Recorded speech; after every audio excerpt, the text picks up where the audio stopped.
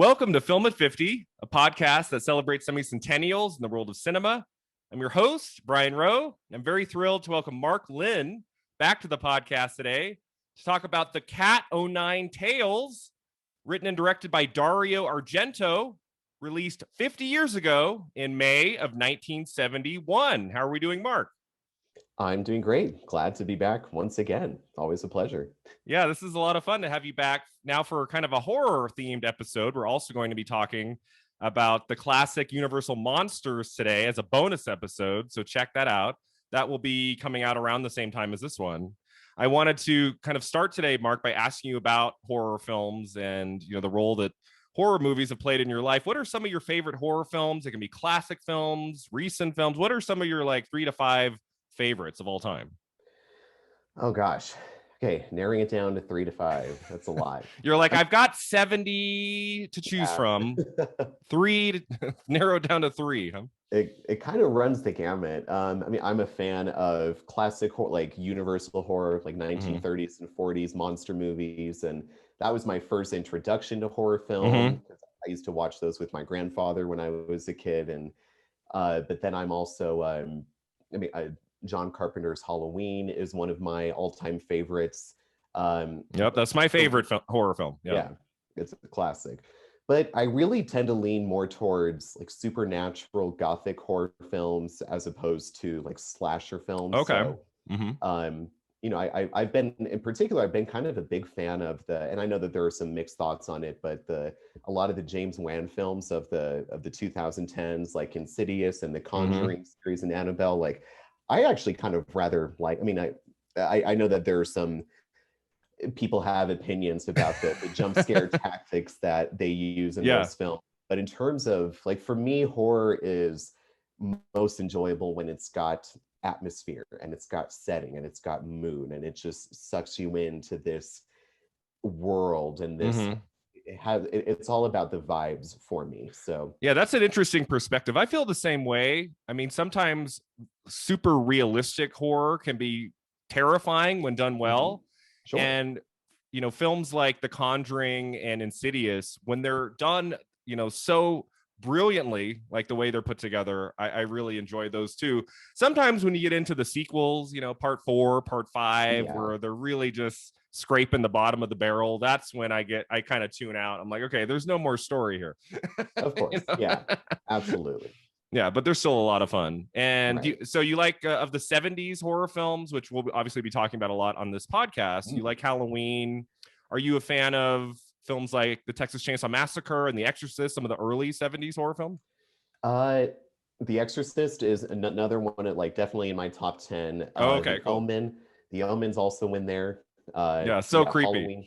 Exactly. So again, all of these, very, more supernatural. I guess Halloween's not really supernatural, but what I like about that could be argued.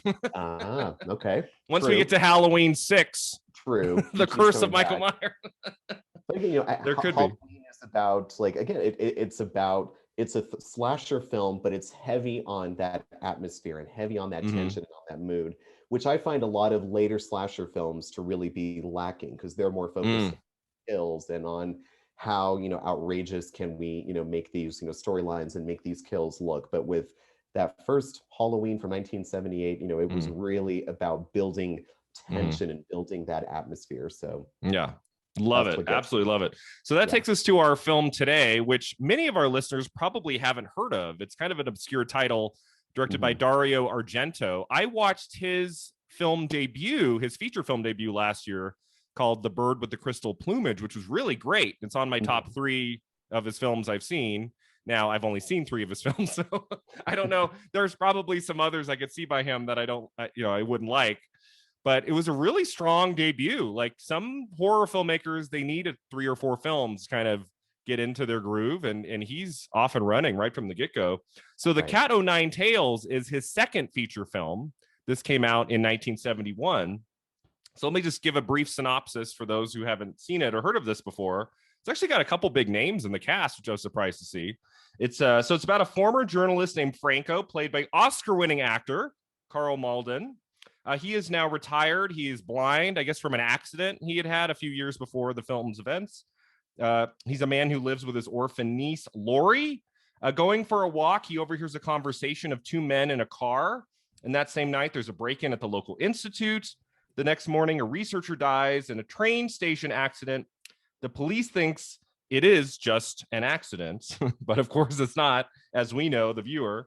Laurie recognizes the picture of the scientist in the paper as one of the men who were in the car. And soon more people begin to die in the nearby vicinity, often by a vicious strangling. Franco contacts a reporter named Carlo, played by James Franciscus. Together, the two men work together to try to figure out who the murderer may be. So this is kind of an interesting film that blends elements of horror. There's definitely horror elements in this. I wouldn't call it a horror film, but it's like blending horror with crime, with mystery, with suspense. It's kind of a lot going on in this movie, would you say? Yeah, absolutely. But there are moments in this where you can see the origins of like the POV killer point of view that we would have come to see in Black Christmas in 74 and Halloween in 78. Argento is already doing it in this film, which came out in early 71. Right. So here's some background info on the movie I found. So Dario Argento and Dardana Sacchetti together mapped out the plot for this movie. They split the writing of the screenplay between them. However, because the production was set up on the basis of the first 40 pages of the script, those pages were all written by Argento. Argento demanded that he receive sole screenplay credits. Being credited for story alone meant a substantial pay cut for Sacchetti, and this set off a bitter and publicized dispute between the two. So that was kind of interesting. So right at the beginning, before this movie's even made, there's some tension behind the scenes, Mark. There's already some drama. I don't know if you've read up on like, WGA rules and this and that, and like sometimes like 2 people are credited for the screenplay when 5 people worked on it. And it's like, if your name is not in the final film, like under screenplay or story by, then you don't get anything. And there's all these like rules and things. Yeah. Like you just got to get your name up there. Exactly. And then you can get royalty checks for the rest of your life. Yeah. And it could be like you contributed a sentence or not even a word of dialogue. Like maybe you contributed like, oh, what if they did this instead? And just so long as you're like, you could potentially be credited for something as simple as that. And like, again, you would get the royalties for it, but you got to get your name on those final credits. Got to get your name up there. Story by isn't terrible, but you don't get paid as much if you're not under screenplay. So this was Argento's second feature film, as I said, after The Bird with the Crystal Plumage, which came out in 70. And it's considered the middle entry in his Animal trilogy. His third feature film, Four Flies on Gray Velvet, would come out at the end of 71 in Italy and in 72 in the United States. So this guy's pumping them out. Yeah. I mean, usually when a first-time director, you don't usually see them like having a film a year for 3 years straight. Usually you have one, and then, I mean, occasionally get like an Ari Aster who had Midsommar in 2019. And just the year before that, he had his debut film, Hereditary, which was my favorite film of 2018. But then where has he been the last 2 years? What are you doing, Ari? Right. Well, M. Night Shyamalan, he had The Sixth Sense in 1999, and then 2000, he came out with Unbreakable. So he kind of did a 1-2 punch with his first couple of films. But yeah, usually that's not something you see unless there's a big, some big hype. And with all three, with Shyamalan, with oh my gosh, I just completely blanked on his name, with Argento, and with the director of Midsommar, just completely Ari Aster. Yeah. It seemed like all three of these guys had films that just bam, like hit the I don't know the story there. I mean, Hereditary is such a strong film. It felt like something that he had been working on for a long time, and for him to just boom have another great movie released, I think within a year. Right after that, I wonder if he had those 2 scripts already done, and once Hereditary started getting the buzz, maybe he saw an opportunity. Let's just make it now. Let's do the second one now. Right. Might have been the case. It's funny you mentioned Shyamalan. We all tend to think that his first film was The Sixth Sense. It's such like a breakthrough. Did you know he directed 2 movies before that? Neither one of which was horror or suspense. Like he did a comedy I believe, like set at a religious, like he had made a comedy with Rosie O'Donnell that went through like Miramax and was a huge flop. That like I think it came out like 2 to 3 years after they shot it or something crazy like that.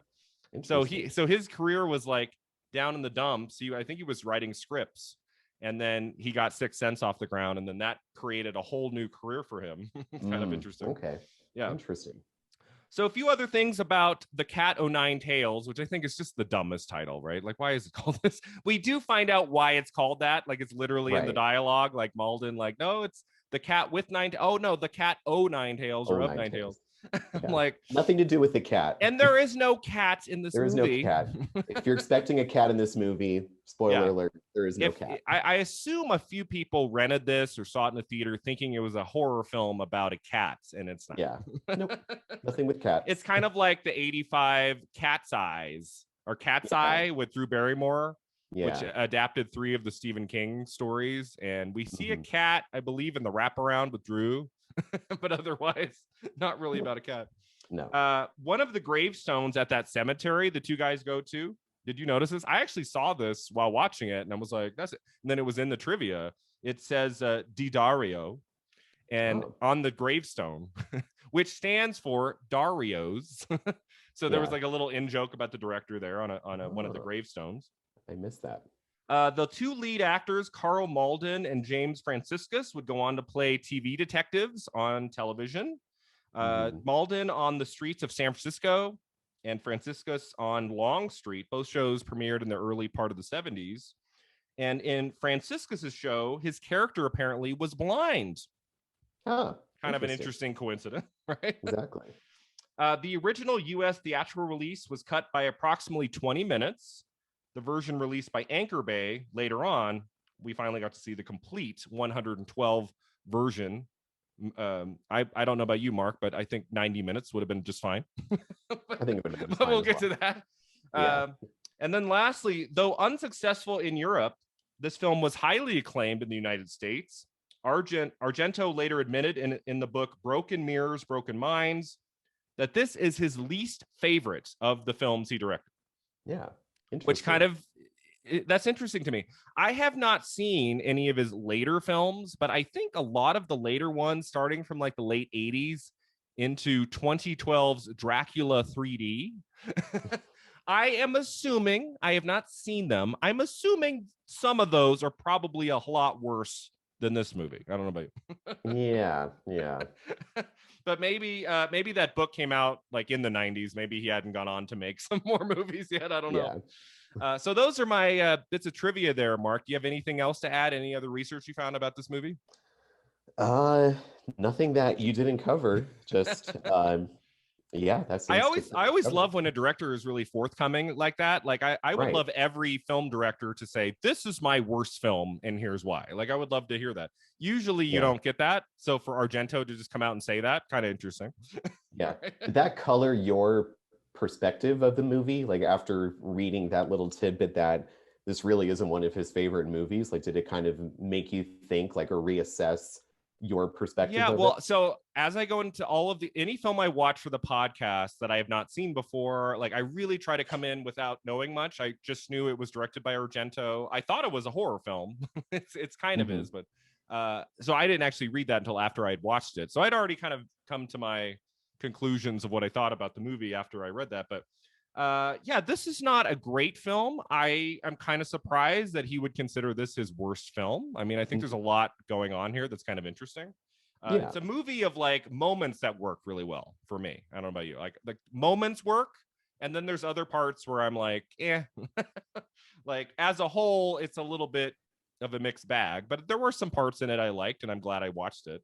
What did you think of this movie as a horror buff, as a suspense movie person? Like, what did you think of this one? Yeah, I thought it was interesting, and I think, especially, I mean, because I sort of dove in and watched a few things about Argento's career and read some things about him and what he has said about his other films and what other filmmakers and critics have said about his films, and after I watched this, and I don't know, it was really interesting to see how a lot of the things that Argento became known for with his later films, you know, they were starting to uh, materialize.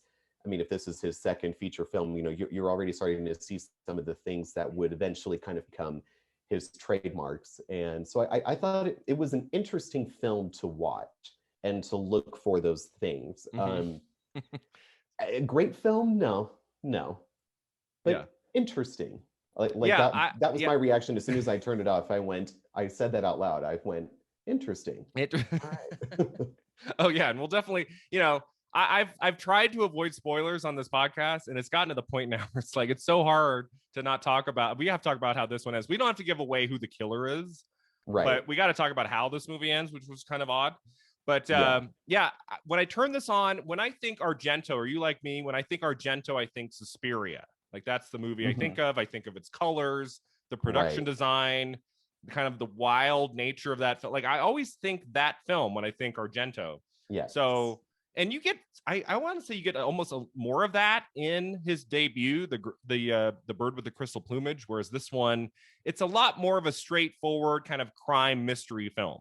Like this movie felt to me like he was a little bit trapped by the conventions of the genre, and he couldn't quite break through with his own voice and what he wanted to do. Now, he wrote the screenplay, so it's not like that he was a director for hire. In some ways, this movie kind of felt like someone else had given him a script and okay, I'll try to make something out of this. I was kind of surprised to see later on after I'd watched it that he also did write the script as well. But I liked a lot here. I really enjoyed the two leads in this movie.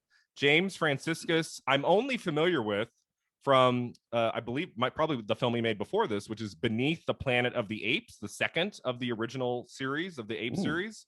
So he took over kind of like the Charlton Heston role in the sequel, the 1970 sequel. And so I've never been able to really enjoy him in that because he kind of looks like Heston. And it just always felt like, oh, we couldn't get Heston back for the whole movie. So we're going to go to somebody who looks like him. Yeah. But seeing him in this was like, oh, this is kind of cool. Like now I'm not comparing him to Heston. He's just a kind of his own guy in this. I thought he was really great. And then I've always loved Carl Malden and everything I see him in. He won an Oscar for A Streetcar Named Desire. He's great in Patton, which came out the year before this, 1970. And watching this, I'm like, Carl Malden, how did he come to be in this movie? The second film by this Italian director. Like, I wonder, was it, I mean, the opportunity to play a blind man or he got paid a lot of money? You think they would have gone with like, two leads like in Italy or something, had made this an Italian film? Like, did you notice that we've talked about one film similar to this on the podcast before, Tristana, directed by Luis Buñuel, where it's like a production of multiple countries and some actors are speaking in English. And I think some of the other actors are not. And then they're later dubbed. Did you notice every other actor in this movie besides the two male leads? It seemed to be like they were dubbed. Did you notice that? I was trying to pick up on that. And I was like, I would rewind a couple times and I would go like, because the mouth, like it moved pretty well, but like there was just something off. And I'm like, so it was like Carl Malden speaking English on the set to actors who are speaking a different language back to him. And then he just has to react to that. And then later they dub it. Because when it started, I'm like, oh, is this going to be in Italian? Like, is this like not an English language movie? And then and I'm like, oh, it is English language. But I don't think everyone in this movie is speaking English on the set, which made for a really weird. Also, same thing in Tristana, which I don't think anyone in that movie was speaking English. But like the female lead was speaking one language, the male lead was speaking another language. And then the version of that movie I watched, I believe, was in English. So I was just like, I don't know what's going on. But, so this is that, again, this like different countries, different productions, like all coming together. I'm like, why stop at this? Let's have every single language in the known world in one movie and then just make it all English. So one of the, I think, distractions of this film is just any scene that wasn't the two leads together. I was always noticing that. So that would pull me out a little bit. I don't know about you. A little bit, yeah. Well, and then everything, like all of the signs were all in Italian, and like all like if there a couple scenes where they're reading letters or reading text and they're all in Italian, and so like a translation would pop up on the screen for me. And and then I mean, just look. I mean, obviously, like it's set in Italy. I mean, just looking at it, like looking at the cities, looking at the police. I mean, everything is done in Italy with American actors. So that's where I was sort of wondering, like, and then they have Italian names, like the two. Carlo, Franco. Yeah.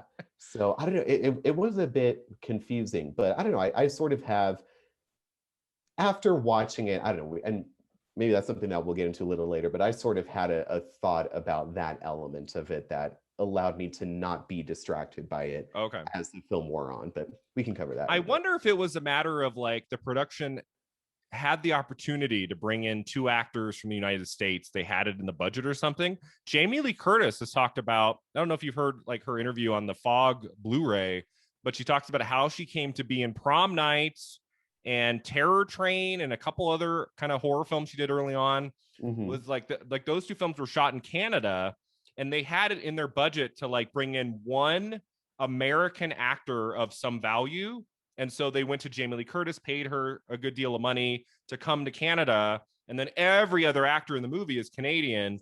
I wonder if the production of The Cat O' Nine Tails, they had it in the budget, they had the opportunity. They said, let's bring in 2 more well-known American actors, pay them some good money, and then just the rest of the cast will be from here. I'm assuming that's what it was. I don't think Carl Malden was knocking down Argento's door. Like, I want to be in this. Like, I think they came to him and probably had some money for him in the budget. Right. But kind of interesting. Some other things I like about this movie is, I mean, a big one is the killer point of view, which is I guess you could call it kind of a cliche now. If you were to see this in a movie made today, you'd be like, oh, geez, okay. But like 71, I mean, I'm like, wow, were audiences ready for this? Like shaky cam, like following the victim, like you're clearly in the head of the killer is I don't think something we had seen very much. I mean, maybe I haven't seen a ton of like 60s horror films made in other countries. Like maybe it was more of a thing. I know the first film that did it was 1960s Peeping Tom, which came out the same year as Psycho, and is kind of famous for being the first major film to have like a killer POV. But 71 still, I don't think you would have seen it very much. And I thought Argento handled that really well here, building the tension right from the beginning. I think we get like a brief scene with Malden, and then we go into a long scene of the killer POV. Did you think that element worked in this film? Yeah, and it was almost it was interesting, and especially because each time you switched into that point, and it was with each kill scene, it wasn't like, so, and I know that in Psycho they sort of incorporated that with the famous shower scene where it was like you're looking at it as if you're looking straight at Janet Leigh, but that's not, but in this case it was every single time that a murder was taking place, like it would switch right to that point of view frame, and so you already knew like, oh, something's going to happen because we're right in the point of view. And I also felt that the music would also change, and it would get very, I mean, and that's something that Argento's film started to incorporate, was just very bizarre, very unique soundtracks. And this one especially, every time that a point of view frame was utilized, that it would go right into this bizarre soundtrack, and there was just something almost like dreamlike about it. I mean, you're seeing it from the killer's eyes, but there's just something very off and unsettling about it. So I thought that was really interesting to watch, and I agree with you. I thought he employed that technique incredibly well in this. Yeah, I loved the score in this movie. We've talked about him before on the podcast. Ennio Morricone, who in the 60s and 70s is just scoring dozens and dozens and dozens of movies. I mean, this guy, I don't know if he took a Sunday off occasionally, but if you look up the composer's filmography on IMDb, Mark, like 1970 to 75, I mean, it is like a dozen or more titles a year. I mean, it's like a movie a month, basically, or more. And he works with Argento a lot. I don't know if Morricone did the score for his later films, like Suspiria. Was that Morricone? I'm not quite sure, but I know Morricone did do the score for his first movie, The Bird with the Crystal Plumage. So he's working with Argento a lot in the beginning. And there is something about Morricone's scores, whether it's a Western or kind of a more genre film like this with horror and crime and mystery, like there's just something about his score that always pulls you in, is always unique. He was such a gifted man. I think we just lost him last year. I think he passed away in 2020. He won an Oscar for his score of The Hateful Eight in 2015. So he was like working for 50, 60 years or whatever it was. His score in this is fantastic.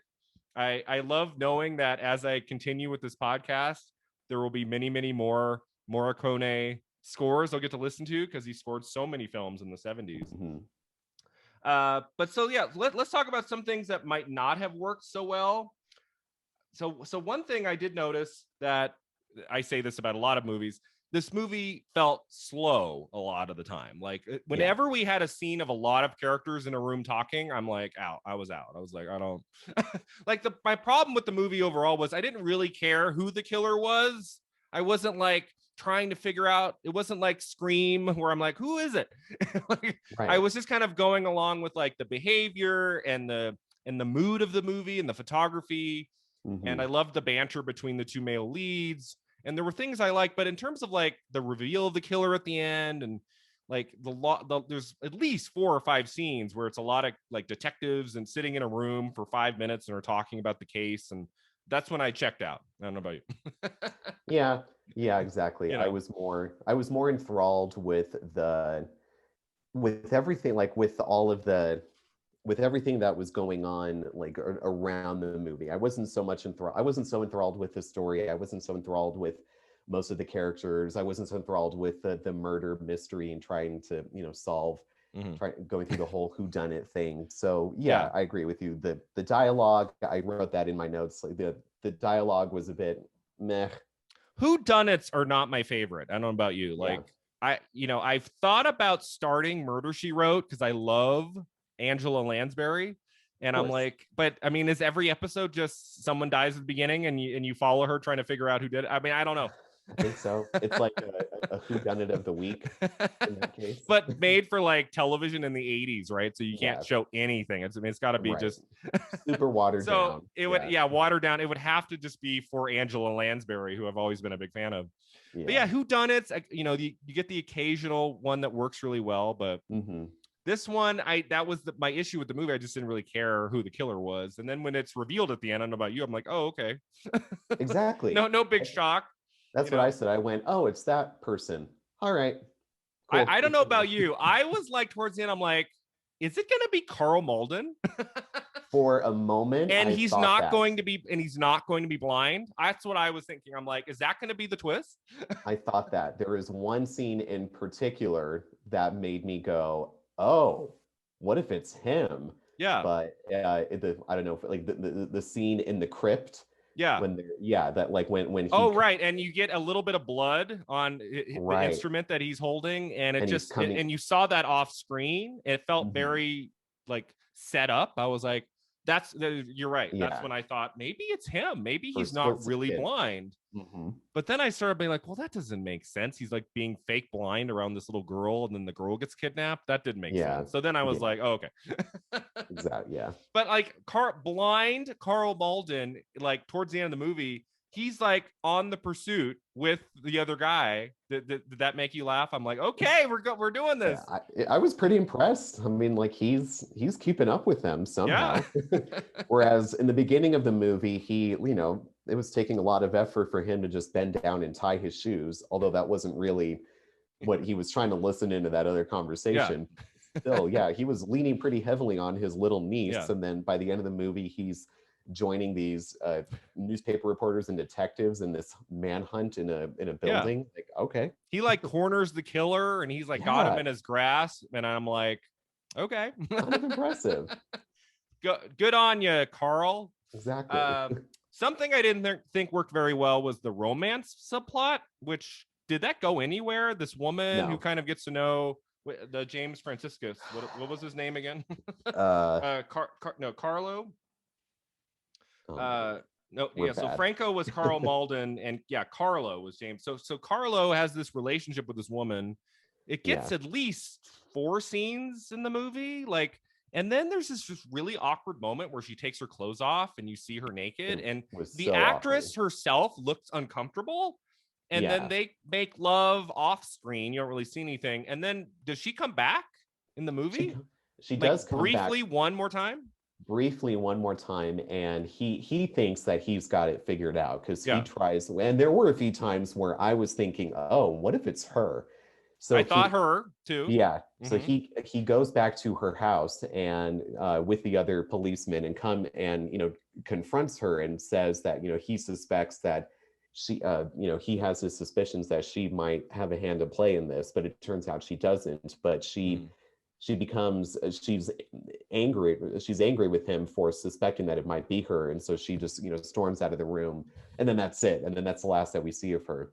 But the scene where she comes over to his apartment and they end up having relations with one another, that was one of the funniest scenes in the entire movie. I mean, the dialogue there was just, gosh, I can't. Oh, I wish I written it down. What he said when he says, at this hour, so many, he throws out a statistic, at this time of night, there are such and such a percentage of people out there who are making love. And I just went, wow, that was subtle. And then she even comments on it. And she was like, is that your way of trying to get me into bed? And I'm like, are you serious? And then she still follows through with it. I mean, I don't. So you thought Argento could have done another rewrite of that scene? Yeah. I mean, I don't blame. He's a very good looking guy in this movie. I mean, I don't blame her, but the whole thing, she was clearly looking at him like, that's your line to get me into bed, but then she still went with it anyway. Yeah. So I don't know, that part of the movie, awkward. I'm just kind of like, where is this going? I was like, if the payoff is she's the killer, then okay, maybe, but then she's not really in the end. So I'm like, well, why? She just disappears after that final confrontation where she confirms she's not the killer. Yeah. And then that was that. She disappears. We don't see her again. Okay. And then I need to talk about the final scene. Spoiler alert. We're going to talk about it just for a minute or so. So the killer is, Malden, does he just push the killer into that elevator shaft, or does he break through the glass? And he falls to his death, not in a very grotesque way, just kind of lands on his feet, right? He hits the bottom. Yeah, but again, and that's something that kind of becomes a trademark of Argento's, is these, rather inventive cinematic ways of dying. So so he's pushed through the skylight and he's falling down the elevator shaft, but then his hands are gripping the wires of the elevator. Yeah. And then you can just hear it sliding, and then you can see the blood. Yeah. He's falling, and his hands are just being sliced on the elevator wires as he's trying to grab onto them. And then he lands on his feet on top of the elevator. But obviously, I mean that. Yeah, he seems to be dead. Yeah. And then the credits roll. And I'm like, this movie is almost 2 hours long, and it just abruptly ends like that. We don't get one more scene. Okay. Well, he falls onto the elevator, and then the girl. You hear the girl. You hear the girl crying out for Franco, for her uncle, for Franco, and then the credits roll. And I went, oh, all right. It felt like they ran out of money and just had to end it. Yeah. I go, quick, wrap it up.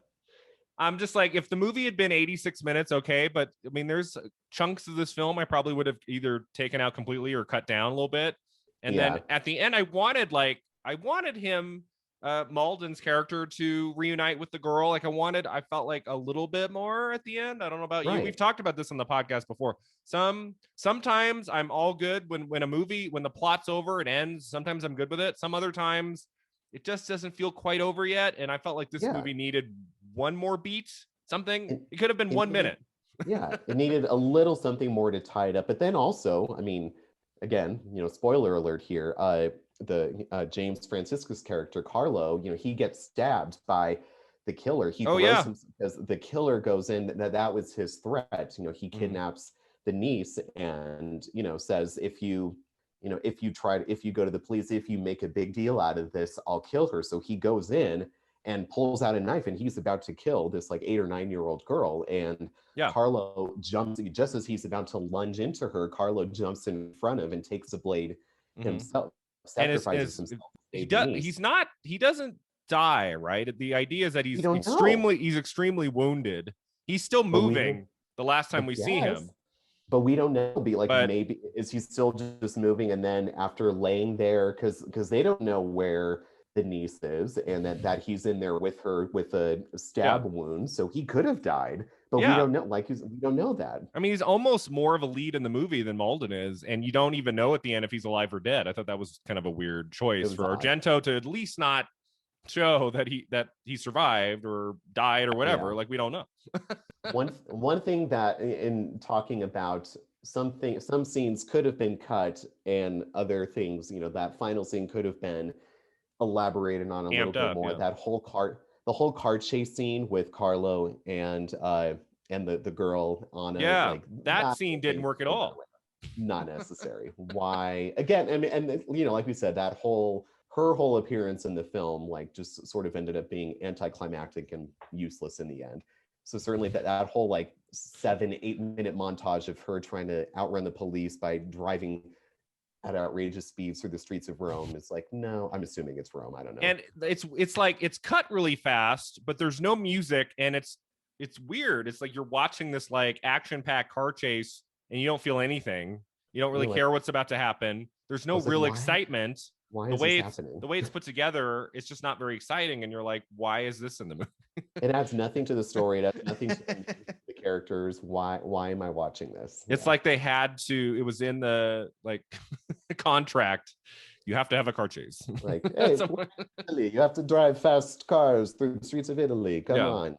But there were some great scenes. I really enjoyed the barbershop scene where Francisca starts to suspect this could be the killer, or he might be in danger, and we just get lots. Argento has all these close-ups of him getting his the blade to his skin, and he's kind of starting to tremble a little bit. I thought that was cut really well and suspenseful. Exactly. I loved all the stuff, at the mausoleum and the cemetery. I loved all that stuff. It was really creepy, really good atmosphere there.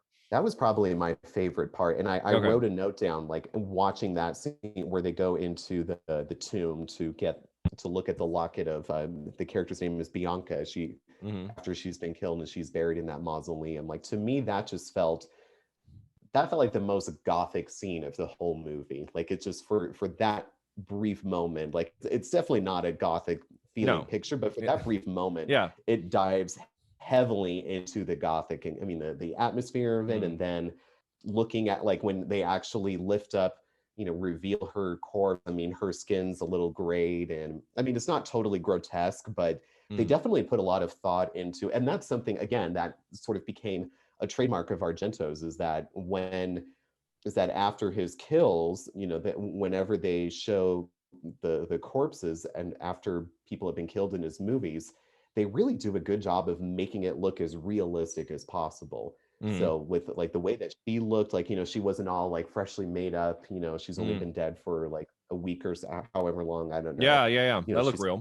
But I don't know. But and then especially that scene is, especially compared to some of the other scenes, especially the point of view scenes where they're playing that weird soundtrack behind it. In that scene where Carlo gets briefly locked in the tomb, it's just silent, dead silent, and he's just sitting in there, and it's dark, and it feels claustrophobic. That was really well done. And then the same thing with that bar. So both of those scenes, that scene and the barbershop scene, when Argento is really focusing on amping up the tension and keeping you on the edge of your seat, that's when it works the best.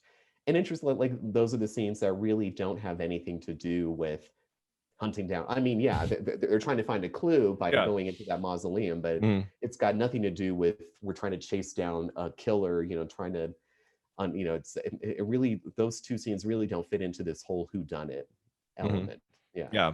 And speaking of what Argento did well as a director in this movie, I've talked about before, the killer POV shots, you see little signs of Argento in here. As I said before, I was kind of looking for the Suspiria Argento in this movie, You don't see it too often. There's a lot of moments where it's kind of pedestrian. It could have been directed by anyone. I thought the murdering of especially like the women in this movie, you could start to see like the Argento that I know from some of his later works, like especially the woman who dies and he has a close up of her mouth and you see this like pink white gunk just slowly kind of coming out and sticking to the carpet, and he stays on that shot for a good 15-20 seconds as she takes her last breath, and just like these little details he would add of not too much gore. I would say there's not really any major blood in this movie at all, but he just has, like you said, with the killer falling and and his hands getting sliced up by the elevator shaft, like all of these little details he's setting in here. I feel like that's where we get to see the Argento to come of some of his later, more popular works, like from the late 70s and 80s. Exactly. And a scene where the photographer is murdered. At the train station? No. Oh, okay, well, the train. Oh, the reporter. Yeah. But the photographer who took the picture that Carlo calls. Oh, right. Yeah. That's a little later. Reprint the original because they think it's been cropped. And so he's in the dark room. Oh, right. That was good too. Yeah. But because, I felt like there were early because our one of Argento's big things is he's big on color, having very, vivid, vibrant colors in his. And I felt like that scene in particular, like you saw a real, like it was really heavy. I mean, it's in a dark room, so obviously, it's going to have a certain degree of colorization to it. But I felt like that was a little sign of, okay, here's what we're going to come to see in more of Argento's pictures is, really really deliberate and intense use of vivid color that are gonna, and it's just it adds to just making it all really unsettling. And so I thought that was well done.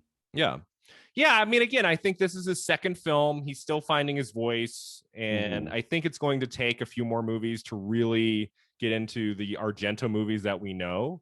But you're starting to see little pieces of it here, which I appreciated. I thought was pretty cool. Right. Anything else with performances? I thought Malden did really well in this as a blind man. I thought he pulled that off. I mean, I feel like that's something that's can be tricky for actors, and I thought he did pretty well with that.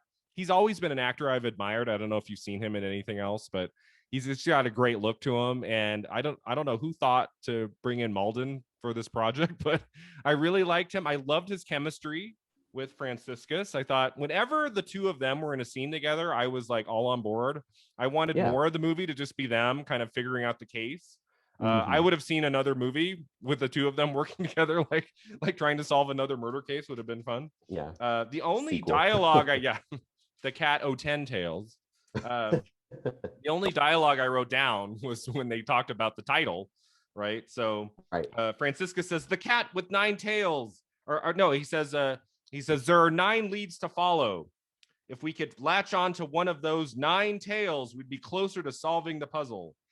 So there's talk of like the title in that scene. I think it's later on in the movie.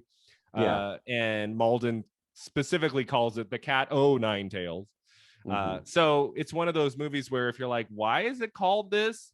We've talked about that on the podcast before. This is a movie where you actually get it in a scene of dialogue. Exactly. Yeah. Which is a little weird. It's still not a great title. It's not. I can't imagine in 71 American audiences were like, oh wow, let's go check out this new movie, The Cat 9 Tails. Yeah. I mean, it sounds like an animated like Irish film or something for children. Exactly. Does not sound like an R-rated like genre movie by any means. Right. And one other thing I forgot to mention that I really liked that Argento did was some of these editing tricks where he will cut back and forth. Did you notice this? It happened at least 3 times. Yeah. Where it would like do like a weird kind of cut, like to this scene, that back to this scene, back to this scene. And at one point, it's like Malden is trying to remember like the other main character, and he's like thinking he might go see him. And it's almost working in 2 ways. Like we're getting the flash to show like who he's thinking of, but then after we finally cut to that next scene, Malden is there at the station ready to ask him some questions. Right. So it was almost like a weird editing trick that did 2 things at once. like the way some of these moments are cut in the movie, I thought were really powerful and kind of styles that I don't see very often, especially now. So that stood out to me too, the editing of the movie. Yeah, absolutely. Yeah. It just all kind of adds to the big thing that I got from this was that, I mean, it's even though it's played very much in realism, I mean, it's about, trying to solve a murder, but there was something that overall, there's some kind of an otherworldly dreamlike quality to this movie. And so little tricks like that just kind of fed into it, that there is, I mean, even though it's dealing with a realistic, non-supernatural situation, that it's all done in this sphere that is not that isn't playing with realism. Not 100% realistic. This is probably not that I've seen a lot of his movies. I'm assuming this is more realistic than some of his others. Right. Definitely more so than the dreamlike all the way through Suspiria. And I want to say The Bird with the Crystal Plumage had more kind of fantasy dreamlike elements than this one has. But even as you say, this one has some too.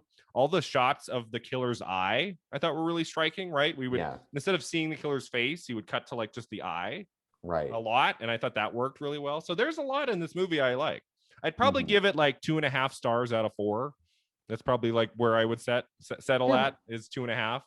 But if you're a fan of Argento, if you're a fan of like early 70s, kind of suspense films, this is one you might want to take a look at. It definitely was intriguing, a lot of it. Interesting. All the way through. And my last question about the movie, Mark, is if they were to make this now, how would it be different? If someone took this same story, the same concept, blind man working together with this like other detective to solve this crime, someone were to make this in 2021, how would it be different? Oh gosh, I don't even know. You know what? I feel like it could. I feel like it could work in that sort of, especially what we've seen with recent films.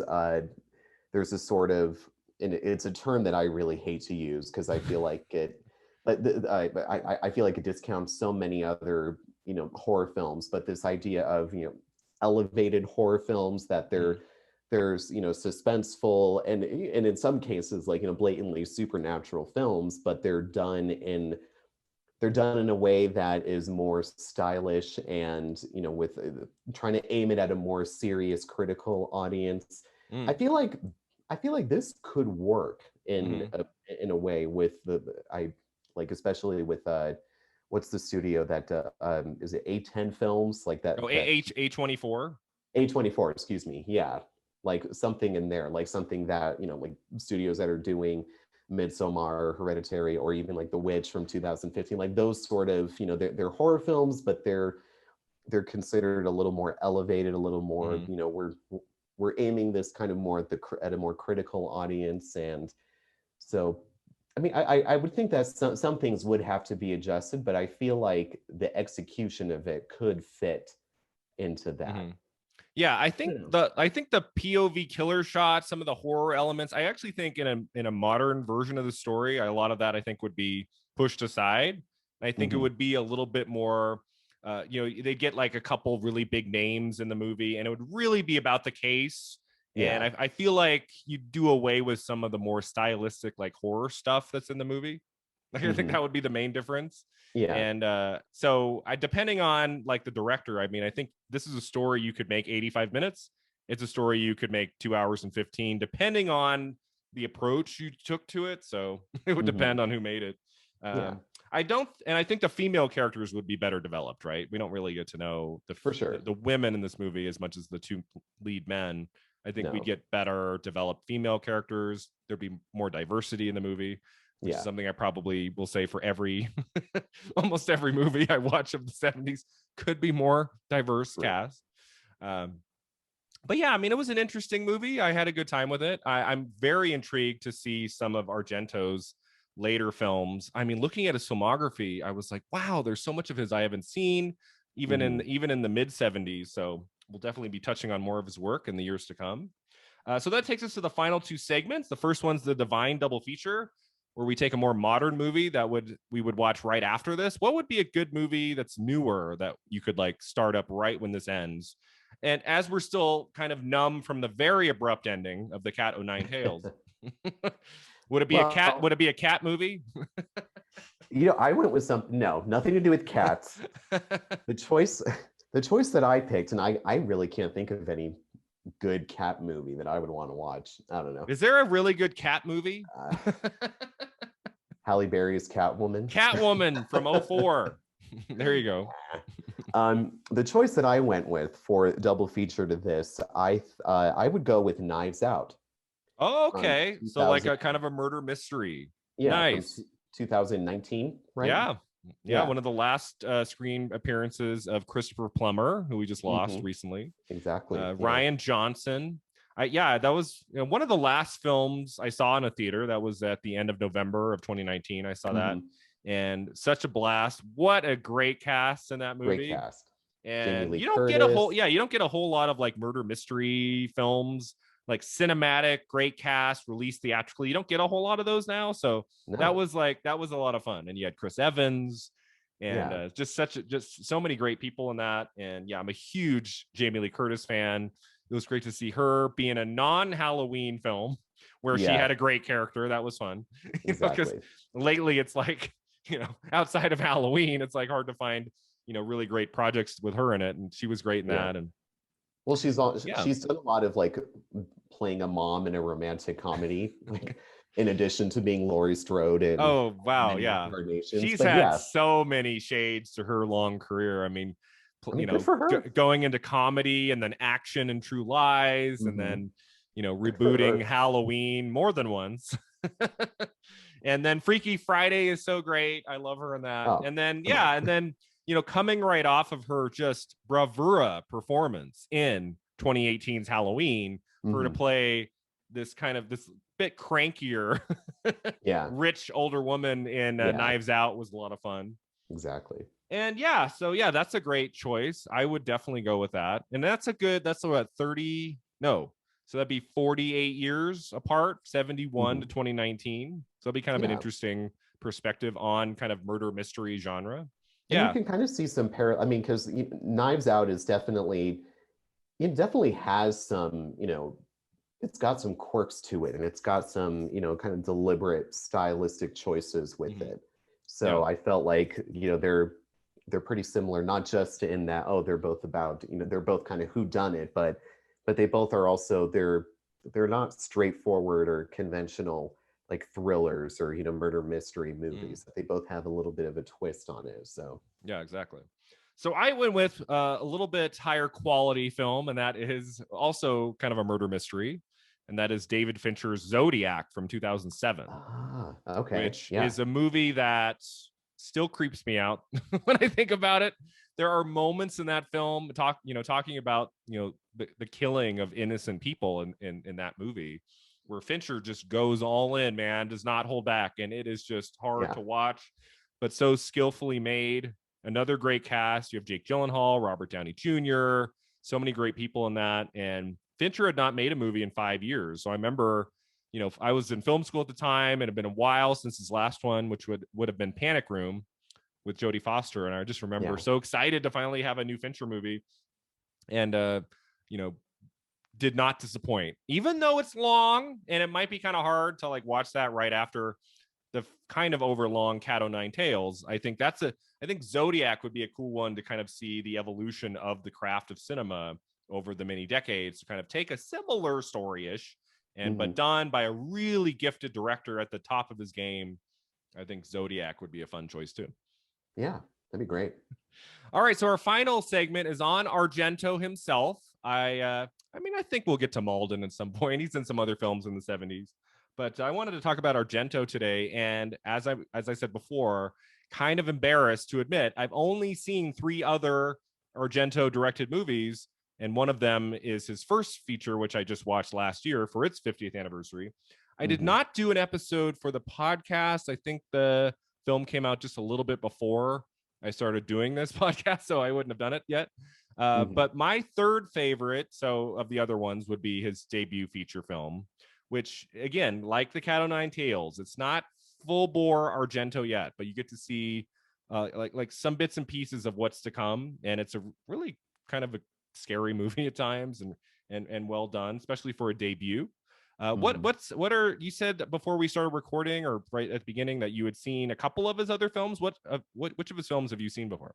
I've seen two of them. So Okay. also Suspiria, Okay. which I think I is think if you're a horror movie buff, you get to Suspiria at some point, right? exactly, yeah, yeah. So there's that, and I that's probably like I would argue probably his most like memorable, well-known film Yeah. to for a lot of people. So Suspiria, and also so that was 1977, Mm-hmm. and then the other choice was the other movie that I've seen, which I also really enjoyed, was 1980's Inferno. Okay, tell me about Yeah. Inferno. I have not seen that one. What's that all about? Inferno is very so it's about Inferno and Suspiria. They're both so he is you know, he does his little trilogy. So he has his animal trilogy, Yeah. and then he moves into this the sort of like he calls it like the Three Mothers trilogy, and Oh, he okay. makes these movies that are focused on this legend or this talking about how the world is controlled by these forces known as like the three mothers, who are all sort of representative of the dark sides of humanity and of life. So Suspiria is the second one in that trilogy, and then Mhm. Inferno is supposed to be the third one in that trilogy. But it's kind of like similar to Suspiria in terms of they're both just very much self-contained. Mhm. They're existing in their own special world, their own universe. Mhm. And and Argento has said this time and again that he gets a great deal of his inspiration from dreams and nightmares that he has. And it's like, he has a dream about something and then writes it down, and then that becomes the story. So Oh, all of the cool. and you can definitely see it in Suspiria and in Inferno, that there is just everything about it is just like you are walking through someone else's dream, or more often a nightmare, and there Mhm. all sense of realism and connection to the outside world has just been completely suspended. Mhm. And so Inferno, it's about a brother and sister that, and one's in Rome, one's in New York, and they're trying to work their way through a lot of these sinister supernatural forces. It's very heavy on gothic atmosphere, and which is what I love. I'm a sucker for very atmospheric, very Mhm. big on spirits and ghosts and things like Okay. that. Mhm. But it's similar to what a lot of the same things that we see in Argento's films. Big on color, and big on someone described it as his death the death scenes are memorable because they're operatic. Mhm. I heard someone talking about Argento's death scenes as being operatic, Mhm. and that's a very Italian way of doing it, that everything is almost lyrical, and that's why his death scenes are so they're not so much gory as they are just like Mhm. that's very interesting and almost like beautifully poetic in a macabre way. And then in 1987, he would make a film called Opera, Called opera, yeah, exactly. which I have not No, seen. I haven't seen either, but yeah. Okay, cool. So yeah, I'll check that one out. The other one I'm really looking forward to, which I've read some good things about, is 1975's Deep Red, which Yes. he made right before Suspiria, which I think is more of a horror film, and I think I will like a lot. I'm looking forward to that one. The other one outside of Suspiria, which is my favorite of his work, it's like hard to not to pick Suspiria. It's just so great from beginning to end. Is Phenomena, with a young Jennifer Connelly, made in Mm, 1985. Also, that kind was of some similarities to Suspiria, in that she's like she's by herself, a young girl, and she's goes to like this boarding school. It was a film that I watched on Shudder. I don't know if it's there anymore, but when I saw that it was a young Jennifer Connelly, I was like, oh, let me check this one out.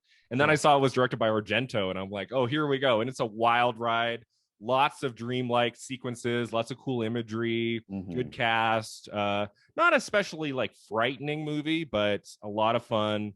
Definitely my second favorite of his. And then, gosh, Suspiria, I think I've only seen it twice.